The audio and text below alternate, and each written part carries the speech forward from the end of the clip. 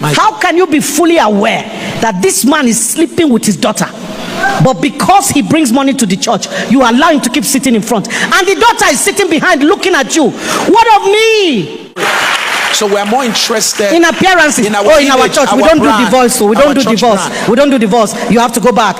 A man packs his bags and leaves his house, the house he built, and all you would tell him is, "Oh, we don't do that in our church. You must go back home." And you have not dealt with what drove him out. What is that? Me, I know the pastor, so I don't know. I'm not afraid to say some things because I don't pastor nobody. I'm not afraid to offend anybody. But the truth is, the church needs to reintroduce the standards of God because we've left them outside. How can you be fully aware that this man is sleeping with his daughter, but because he brings money to the church, you allow him to keep sitting in front, and the daughter is sitting behind looking at you? What of me? Don't I matter? Won't even reach out to the daughter. That's what David did. And David heard that Amnon had raped Tamar. Yes. And he was very angry. Full stop. Did not confront Amnon, did not comfort Tamar. That's what the church is doing.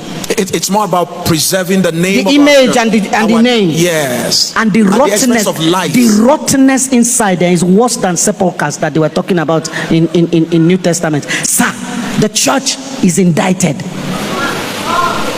The church is indicted. And she has to do better. Would you please help me appreciate? Not stamp a building on sand. You only stamp a building on the rock. That's it. We can excuse our behaviors. We can rationalize. You will not change God and his standards. And you will be judged by those standards, not by the ones you decided.